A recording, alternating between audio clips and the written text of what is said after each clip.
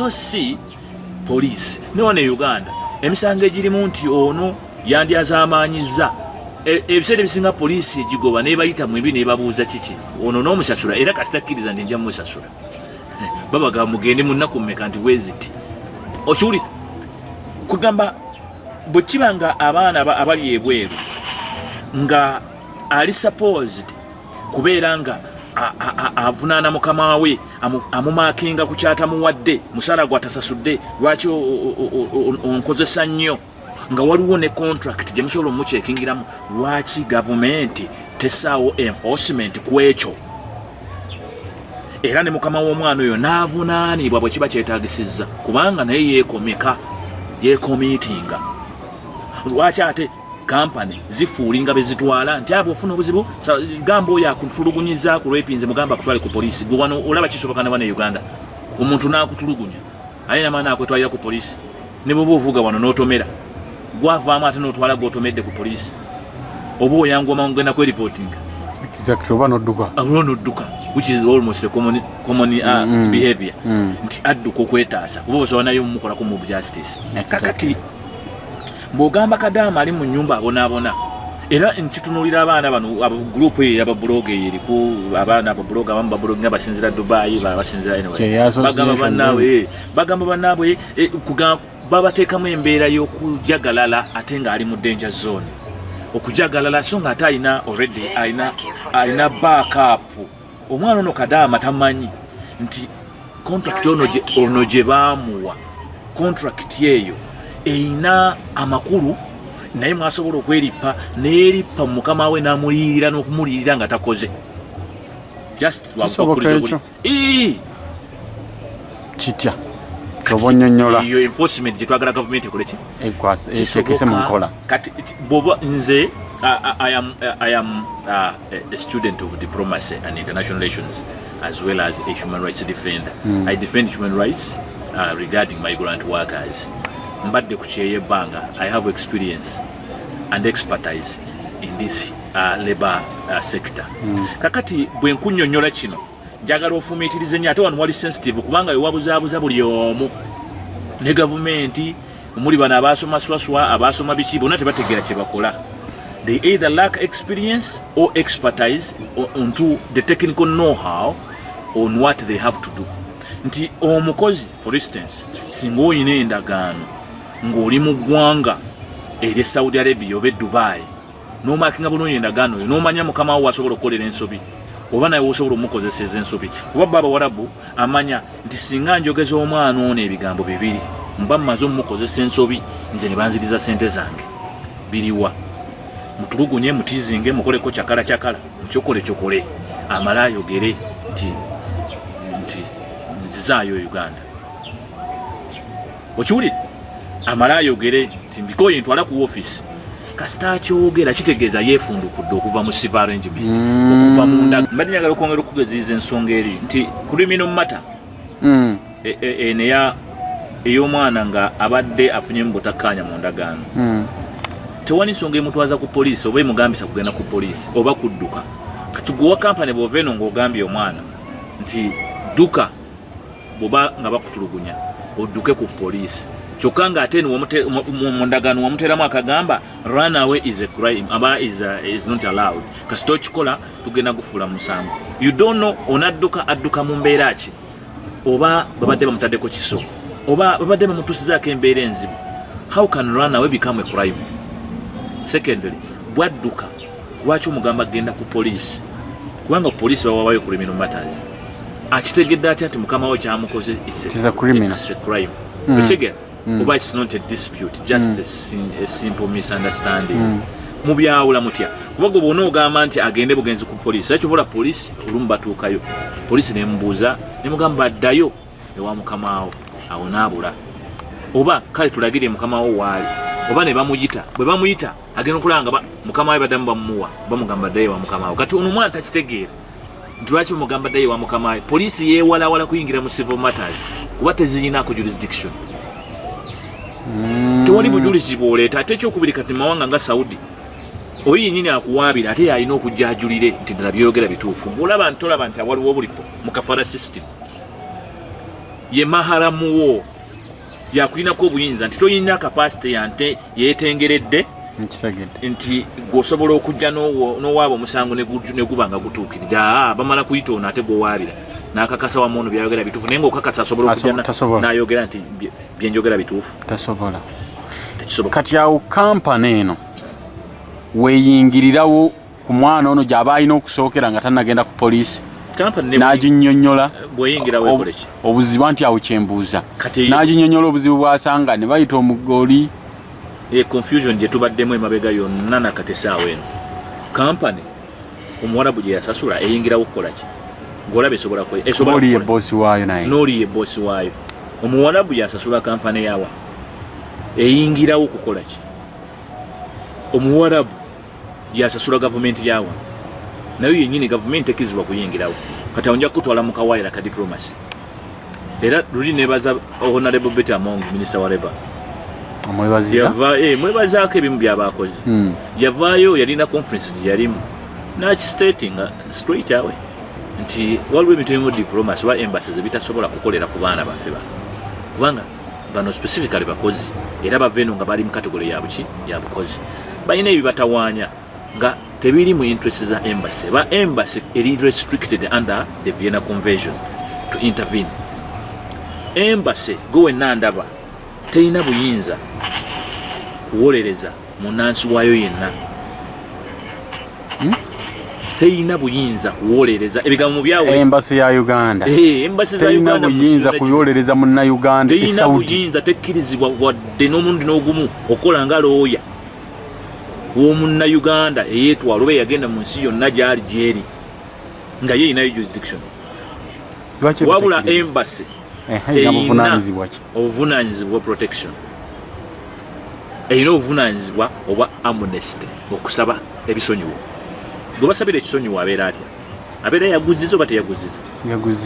kitegeeza olina kumala kukka mu vi naye abaffe tunaalindanga bannaffe bamale kubasaako misango olwo Uganda eryoka eve yeeyogere nti musonyiwe lwaki tetupreventinga oba lwaki tuyingirira wakati awo ne tuwoza kyetaagisa ki okuwolereza munnansi ali mu ggwanga eddala munnauganda wuliriza kobe ng'oyise mu kampani kobe ng'oyise mu ki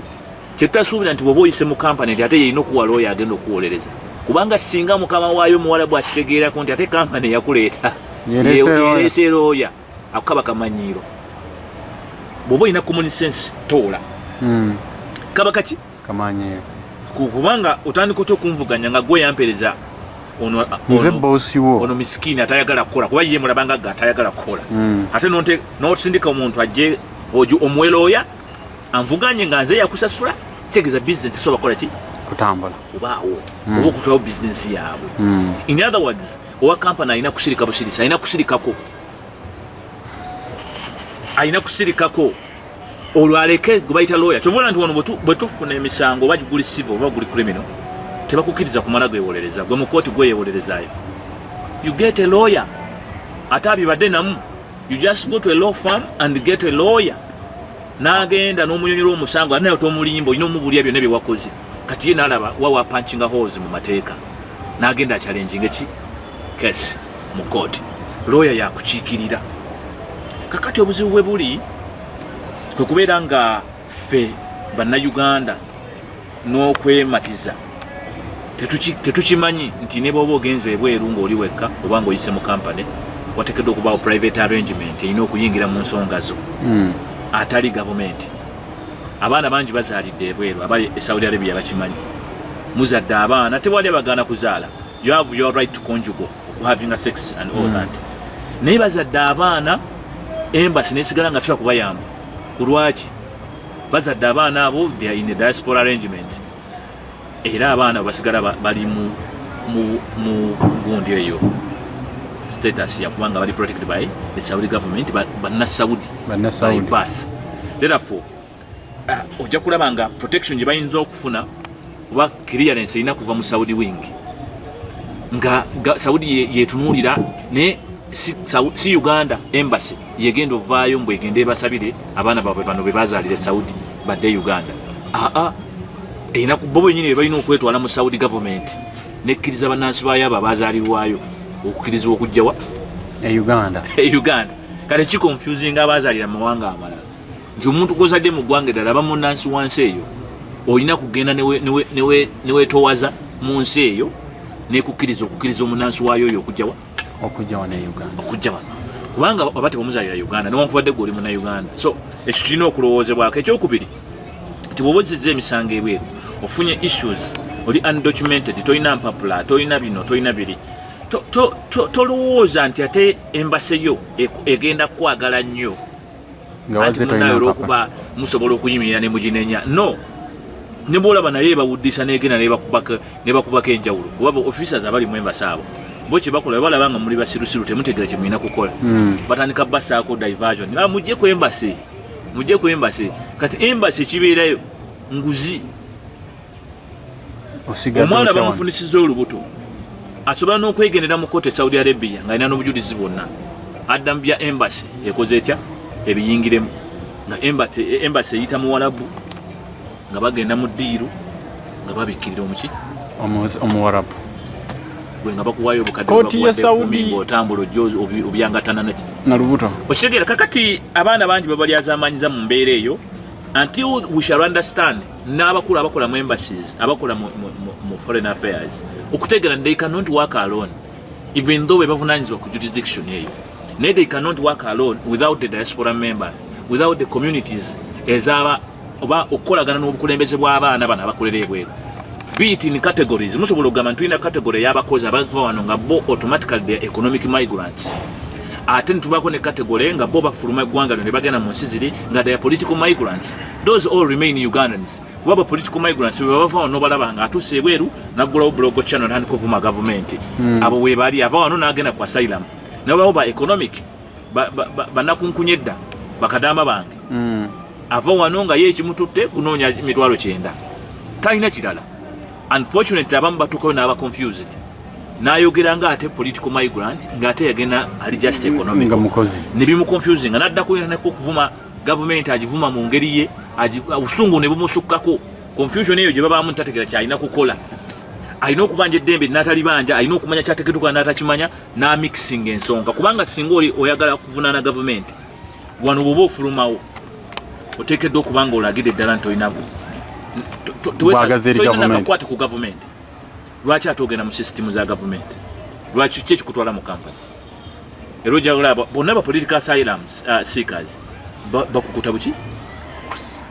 bonna bakukusaba okukusa tasobola kuyita mu straight line. Waliwo ekibuuzo kye njagala ottanye bulungi.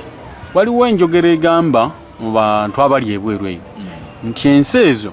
zifaayo nnyo ku bannansi baazo era nti kizibu okuwaabira munnansi omusango ne bakutwala ng'ekikulu ate ogambye kadaama gwe bafunisizza olubuto asobola okugenda mu kooti oba mu b'obuyinza e Saudi neyeekubira enduulu era ne bamutwala ng'ekikulu dhani okugenda ku embassy. Yes. Kikolebwa kitya ekyo? Singa abeera documented. What do you mean? Okuba documented kwe kubanga oyina empapula. Tugamba abatambuze nti mwekuume beera n'empapula zitukola bya kiyaaye. Leka kwetiyuula nnyo oli ku mawanga gwe mukopi gw'atayagala kuteekamu ssente ku renewing empapula zo gw'ayagala okugenda mu university you want to take risks n'ezootasobola kuteekinga Uganda. Gw'atoloka okuva mu contract okimanyi bulungi nnyo nti olina omuguwa contract eyo ye yakuleeta n'ekuyingizaawo era yeekukuuma togivaamu gimakinge kale byonna ebibaddewo bibeere ng'oli mu boundary nga tebagenda kwekwasa nti kati wasobya. Singa oba oli mu contract wakati boosi akufunisiza olubuto n'ogenda mu b'obuyinza era basituka ne balaga obuvunaanyizibwa bw'amaanyi ga amateeka g'ensi ziri nno kankubuulire gakola anti kyova olaba bano beekweka bafuukula nti bakolagana n'Abannayuganda bakavalinge abamafiya beeri oba abantu beeri abaali illicit nti Munnayuganda singa batayambyeko Omuwarabu basobola n'omutta amateeka ga sharia oba okategedde era embassy kano keezannya nti Ahmed bin Majid ajje ku embassy twogereganye n'akawala kano alya ssente nnyingi yafunisiza olubuto bamutaasa kibonerezo kiri ekisobola okujja singa Nakalema agenda mu kooti ye Saudi Arabia direct n'agamba nyina olubuto wallahi luluno oyo yankwata ate nga mukama wange oli bajja mumusalira gwa mayinja oba kitegete nakalema mugamba aliyirirwe n'ebikolebwa ebirala bikolebwe ye bajja musevinga kuba amateeka weegali kati abasajja mali batya amateeka agabwe makambwe nnyo kyekibaleetera okukozesa n'okubuzaabuza okutubuzaabuza from end to end nti omwana kadama bamuconfusingire no mu training center kyovula bazanya monopoly bagala training center bebazinako monopoly bebannanyinizo yenanyini company yenanyini training center that's the double standard bagala buli wamu babeere nga bebakola ki gwagenda otambulire mu kisiikirize nga bino nosobola bisobola naye kati oba oyagala okumanya byenjogerako buuza abaana abali mu Dubai oba abali mu nsi endala eziri mu Gulf region nga they are independent nga balina ne documents ajja kulaga nti the same right kubanga omuntu oba olina document mu ggwanga mwoli right yemu government yo gyeyina okugenda ku poliisi nebuuza ono aliwa n'oli aliwa naawe ye right gyolina olina empapula kitwale for instance wano mu Uganda singa omugwira omuyindi bwali afuna obuzibu bwagenda ku poliisi bamusiba agenza okuwaaba nti oli anzibye tebagulawo keesi ye ekitegeeza okugamba nti abatali bannansi tebabafaako nnyo oba obulamu pepa tulinamu obunafu ffen obutamanya ne pepa kukuba otya tolina pepa onoogenda otya ku poliisi already bakunoonya sooka weyanjule buki bulungi naye ono omwana abadde ng'alina documents n'atambula bulungi nnyo n'amanya nti kati ngenda kuwaaba musango siguwaaba lwakuba nti mbadde ndi biased njagala kudduka buddusi nze mbikooye n'okwessaamu ekikoowo ekingi oludde olina omusango guli valid mukama wo ddala abadde akutulugunya olina n'obujulizi lwaki ogenda weekandaga nnyo find a smart way to report when you are reporting don't even indicate nti obadde olina ne interest eviira mukamaawo mufuukire kayinja mu ngatto mugambe nze simuviira nga tetandiyiridde kuba yeyandeeta kati gubuleeta obukyayi obungi n'olaga nti nkikyaye nnyo nkikooye nze banzije wano njagala kugenda Kampala saawa eno bannayuganda bakoze batya okuzibuka amaaso kubaka tulabye nga bali mu kutulugunyizibwa not because nti balina okutulugunyizibwa wabula bali ignorant nabo nyini bavunaanyizibwa okimanyi nti gavumenti ya Uganda naye etuuka ne bigisobera kubanga mwagala ogiyingiza bano abembasi mwagala okubayingiza mu bye batalina tasobola kujja n'akuwolereza tulaba nga abalaja nabo bonna balaja nabagamba mujje mutuwolereze tuli eno tubonaabona embasi tesobola kukubira bosi tu nemuvunaana tekikkirizibwa emuvunaana ngaani ye yakuwa omulimu si buvunaanyizibwa bwayo alina ogivunaana alina kuba lawyer. Hello, I work with Bin Masoud law firm in Saudi Arabia. We have received the case here. You are torturing this maid from a private wing. Katujja kumbuza bisoboka biti ebyo nga bika biri expense. Ekyo kyembadde nebuuza mu bwongo. Ensendala zibikola zitya? Philippine ekikoleete. Kubanga bakola arrangement. Philippine yategera nti abaana afe bajja funa civil disputes, bajja funa issues ezeetago bayambako eri mu nsi. Government neyingira mu nebisalira amagezi. Ina weekoma. Okay. Kati how do we bring in a private wing nga n'abaana bali part? Kuba balina okolagana private wing oba community zaabwe. One, tulina Zimba community. Tulina clearinga an associated a diaspora community oba association. Tulina Zimba community oba a welfare association. Bonna mwe bali. Ne tumanya nti bonna babirowinga wano. Nabo baleme kola nsobi okubeewaza okujja weri state of nature. Tuli omu yekolera byayagadde. Oteekawo order.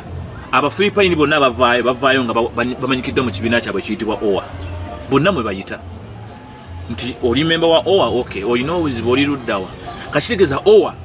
ne $25 esasulwa ng'omwana akyali Philippine. Tebazisasulira yonna gye balaze, bazisasulira Philippine. N'amanyika nti ono kati member mu gundi y'abakozi ya OA. N'amanyika era bw'afuna obuzibu OA erina abalooyazi abali international mu buli ggwanga. Migrant workers voice kyerwana kubeere n'ekintu ekifaanaganako bwe kityo. Ekolagana n'abakozi direct OA kubanga ye eri mu welfare y'abaki. Terimu bino mbate kakati ffe government diplomatic line ya embassy za Philippine ekola byayo. Bwekuba okutunda byennyanja bya Philippine badiringa mu byennyanja tebalimu bino nti ate kakati ow'emmwanyi ate kakati yayagala okuwaabira Saudi nti yaggyemu ensi.